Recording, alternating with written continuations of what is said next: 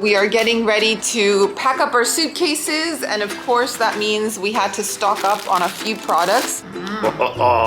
You don't know what you're missing if you haven't tried this, okay? We are creatures of comfort and habit, I should say. We're back at our favorite parrilla steakhouse here in Argentina. You can come to Buenos Aires 10 times, 100 times, and you haven't seen it all. Yeah, pretty cool museum. We got to see the evolution of the toilet in all sorts of different styles and forms.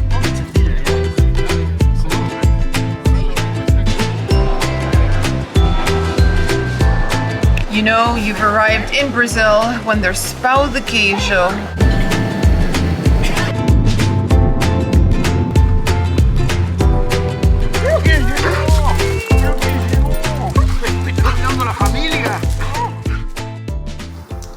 Good morning. Good morning, Good everyone. morning. Welcome to a fine winter morning in Buenos Aires. A bit chilly. Yeah, we don't often say that. Typically when we visit the city, it's warm weather. It's like short t-shirt weather, but it's cold. Yes. Like we're talking like we're walking on the street. We're talking single digits here, friends. 3-4 degrees here in the morning, but it's beautiful to be here. It's so nice to be back in the city.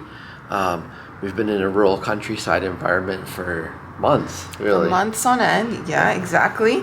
So basically, we're at the very end of our trip. We came here early to spend time with family, visit relatives, and today is officially our last day. We're gonna take you out and be tourists for one last time. Exactly, and the other reason we came back here with extra time was to eat well. And boy, have we been doing that. We've kind of kept the cameras away, but man, I am feeling satisfied. But yeah, we're gonna show you what we get up to on this last day and our journey home back to Canada as well. Exactly. So first, time for some views. Oh la la, morning traffic. We are staying on a busy road. This is Avenida Santa Fe. Everybody commuting to work. Look up. Look It at those looks a bit like Paris here in Argentina.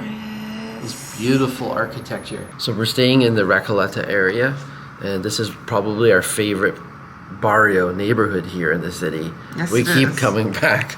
We just keep coming back. We love it here, and we love the restaurants here, and we love just everything about it. It's a great spot.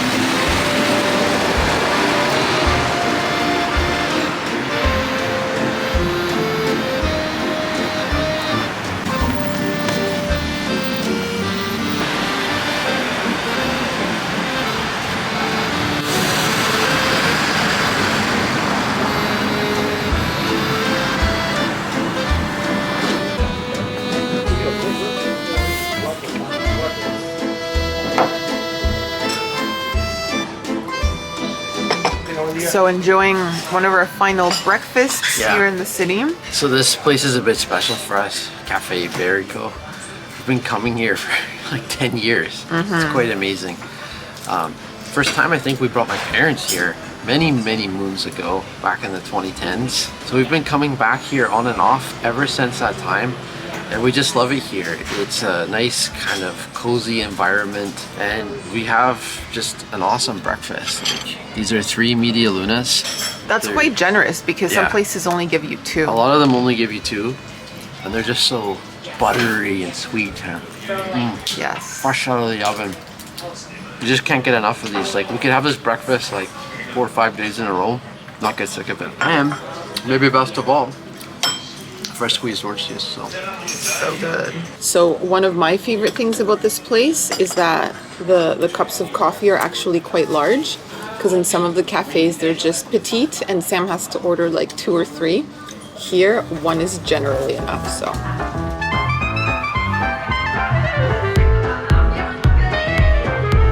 That's like $6-7. That's not terrible.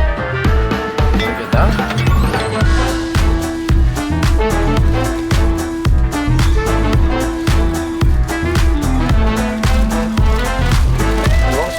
¿Dos pepitas? Yeah. Pepas. Pepas.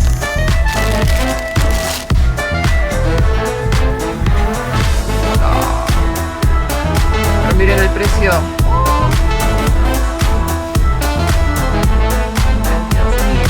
Gran enemigo.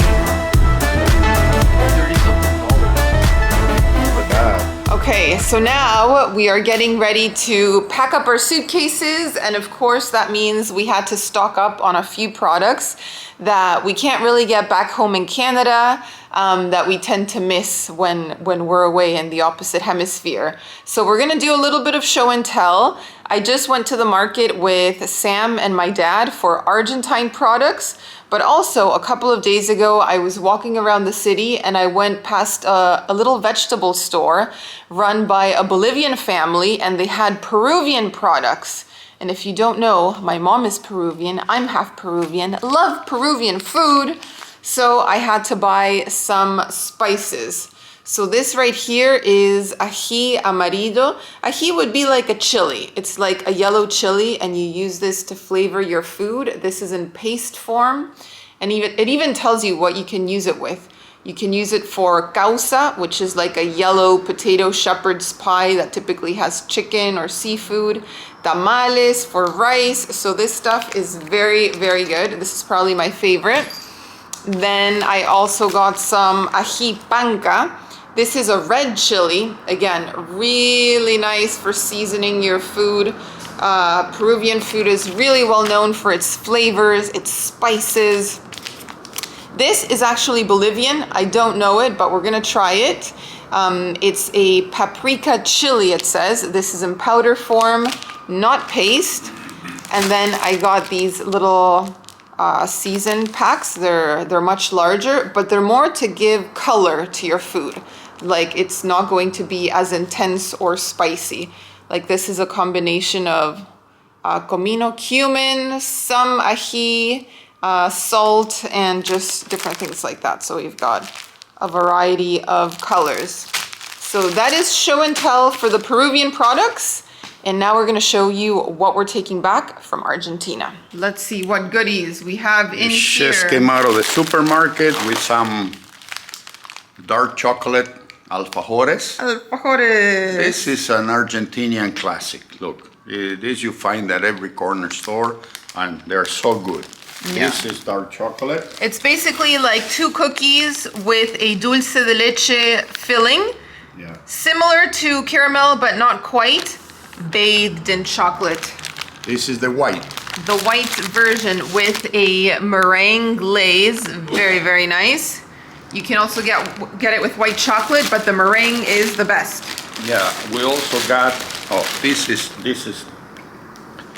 are cookies, are called pepitas. Mm-hmm. Okay, they are kind of like, what do you call those cookies made out of butter, like that they eat in the United States too? I don't know. Yeah, come on. I just know the name of the filling. I know this is like a quince jam. Yeah. But I don't know what you call these cookies. I know what you have in mind. Wait. Yeah, they're like buttery, they're soft. They're a bit larger in the US. They're like bigger, but they have the jam in the middle. Yeah, but this is something that is a danger, because once you start, you could never stop until the bag is empty, okay? And if you're having a cup of coffee or you're having a cup of tea and you have these cookies with it, well, anyways, I bring 2 bags of this, you know? That says a lot, the fact that there's 2 bags coming with us. So that's 1 kilo. Then we bring the pièce de résistance, which is traditional dulce de leche, okay? This is an Argentinian classic. This dulce de leche is called colonial style, so it's kind of like maybe an original recipe, but this is really good. If you take a piece of bread like a baguette, you put some butter on it, you put this on top, dulce de leche, and then you dunk it into a cup of coffee. Oh, you don't know what you're missing if you haven't tried this, okay? Oh, wow. So there we have it. And then something that we miss a lot up there in the northern country, in Canada. In Canada, spices, they don't spice. You know, let's put it that way. They just look like spices, and they have the name of spices, but they don't taste like real spices. So here we have the real McCoy, which it is. We got some pizza. Pizza seasoning. This Seasoning. is a mix. Yeah, You can see the color. Ooh, you can smell it. Ooh la la. yeah. We have some chili crushed peppers. Chili flakes. Yeah. We have some oregano. Nice. Oh, the oregano here is something else. You know, it tastes like nothing else in the world. And we also have rosemary. Okay, this is all we could find at the supermarket, but I think it's enough. So that's what it is. You know, for now, this is what we're bringing. Yep. We're bringing also a couple of bottles of wine. And some to give to our neighbors and some to consume ourselves. Considering that in Canada you can only bring a maximum of 2 bottles of wine per traveler if you're out of the country for more than 24 hours, you know. So we cannot bring more than 2 and 2, you know. So anyway. We'll be packing our bags this We'll be afternoon. packing the bags this afternoon. So Sounds good. see you next. See you. That was the show and tell. Wearing little winter sweaters. Oh. We are creatures of comfort and habit, I should say. And we're back at our favorite Parrilla steakhouse here in Argentina. We've been coming here, just like the breakfast place, for 10 years, if you can believe it. We've brought both sides of the family here. So many memories. The food here is so good, unpretentious, big portions, and you leave feeling satisfied. So that's why we're back. It's our final meal here in the city. Final meal. Starting with empanadas. Yeah. These, in my opinion, are the best empanadas whenever they're fried over baked. They're just extra delicious, and these are so fat and plump. One of the great staples of this restaurant, bringing you an excellent, I think it's called Your starter. cubierto, the starter? Yeah. Yeah. Really good stuff. Just loaded with ground beef. It's Yeah. very, very nice. You enjoying it, Daniel?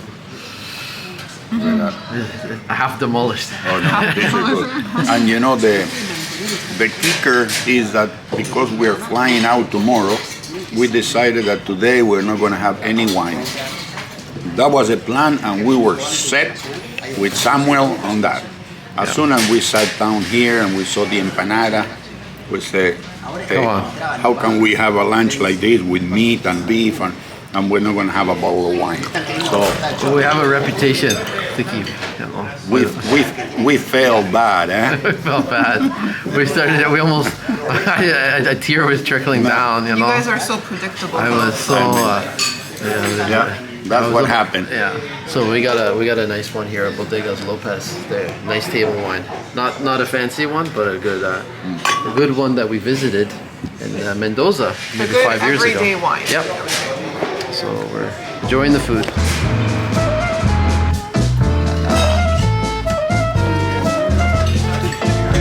Voila.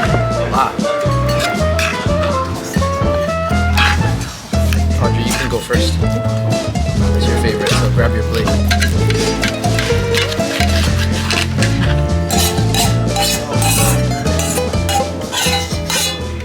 So we are currently in full-on foodie mode. We just demolished the steak. Now we're moving on to the milanesa, which came with fries. It also came with fried eggs, which was a bit of a surprise, but I guess we will eat them. We will not let them go to waste.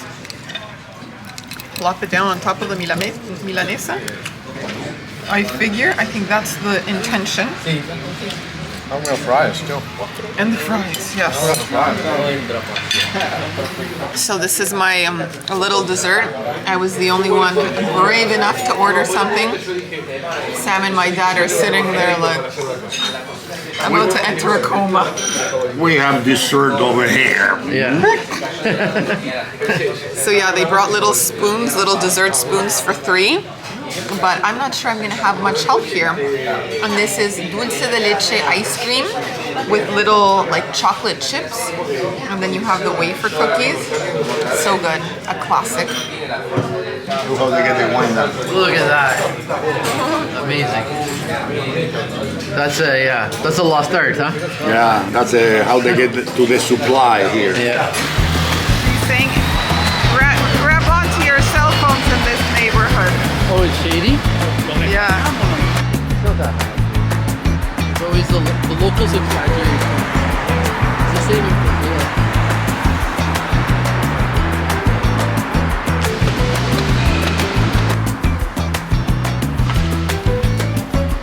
Oh, look at the building in front.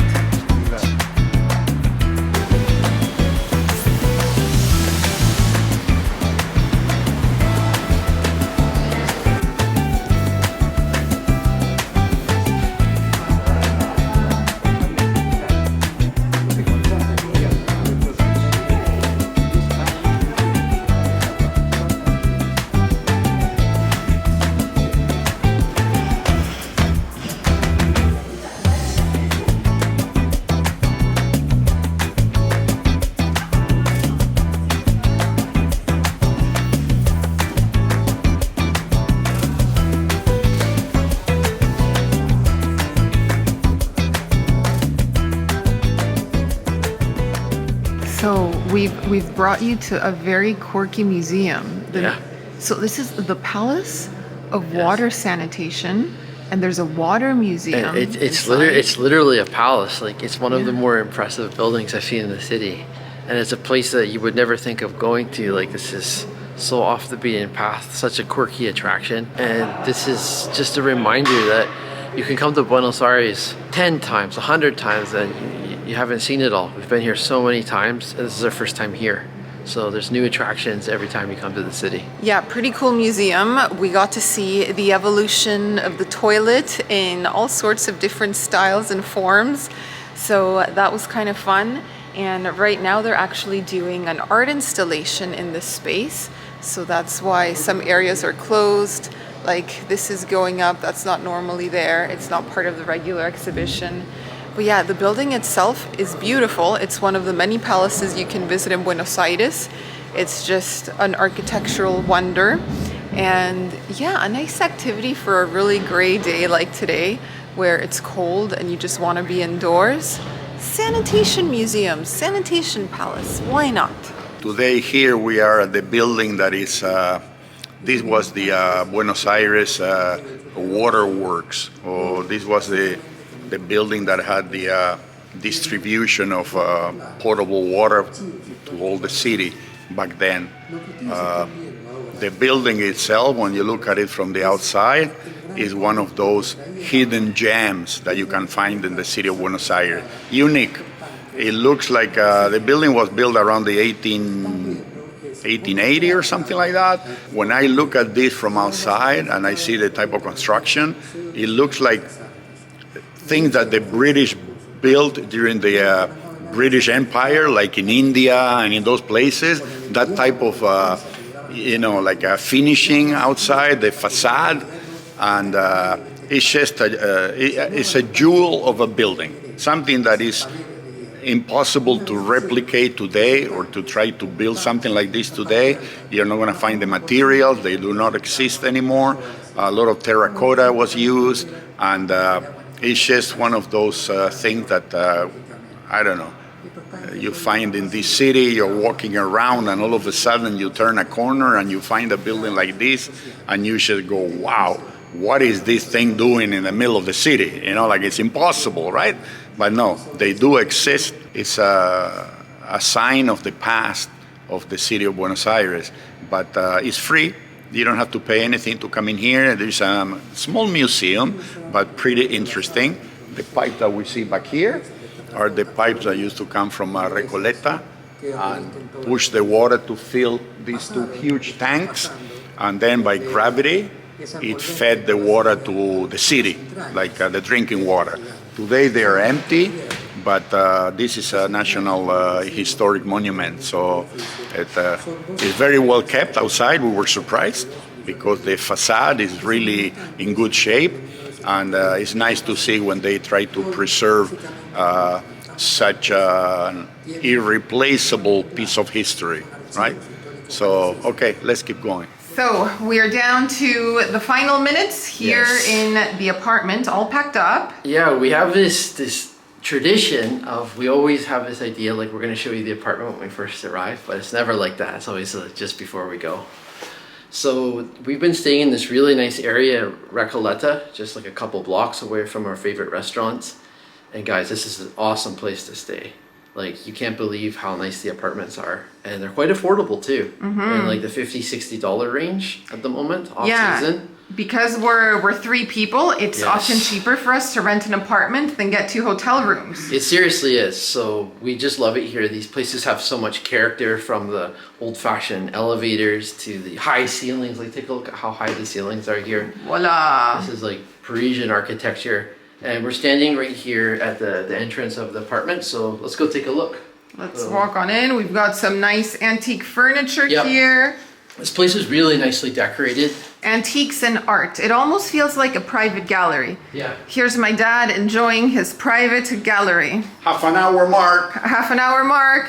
Yeah. There we very are. Nice. Yeah, and the contrast is we were staying in this, kind of older rustic place in the village in Cordoba that we were working on our project. So this feels like pure luxury. Luxury. In contrast. Let's continue. This is the dining room. So this is a nice dining room. We spent quite a bit of time here having Pizza? we had How many times? Coffee. Yeah, we had coffee, pizza, kind of hung out in this area. We'll come show you the bedroom where we stayed. Beautiful big bed, desk that I was using.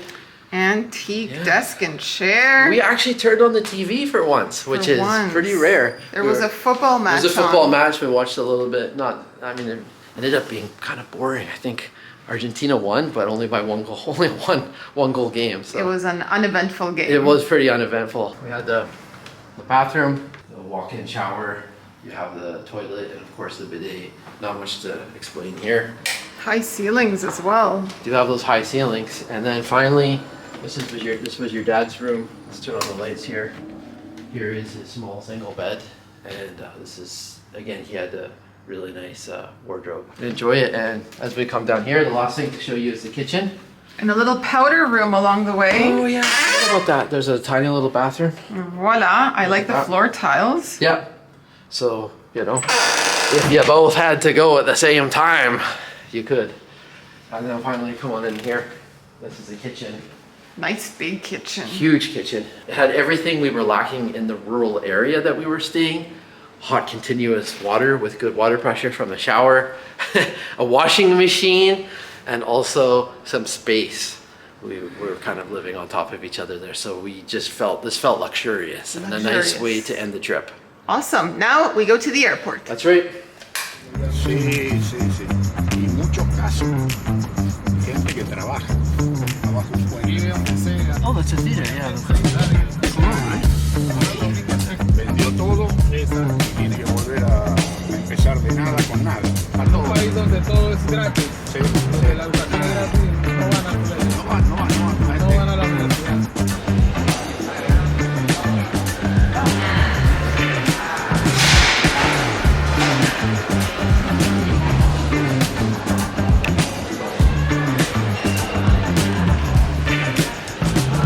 I can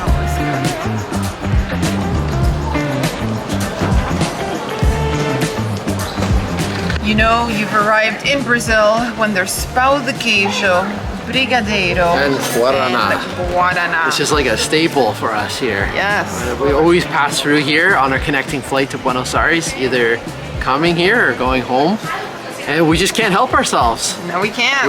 We usually have about a 2-hour break in between the flights, so it's just awesome. We come over here and fill our faces full of pão de queijo. Pão de queijo. And we have a little sweet treat with the brigadeiro.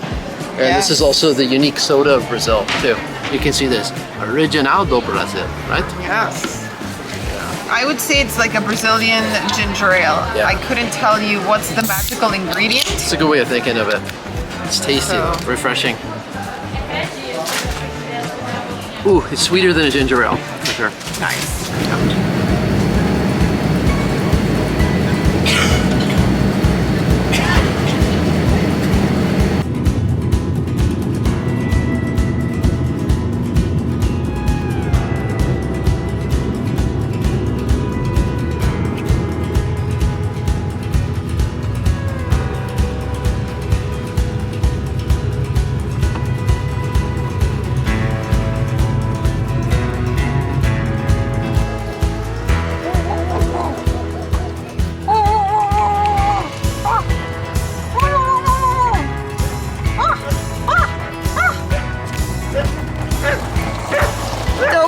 Archie.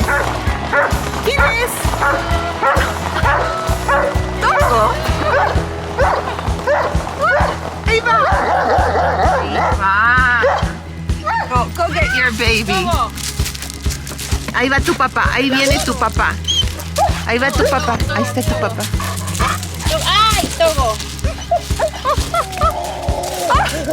¡Tienen atado!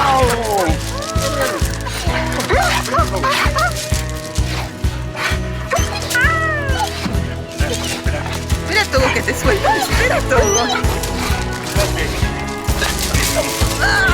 Oh, está corriendo por Dani, no por papá.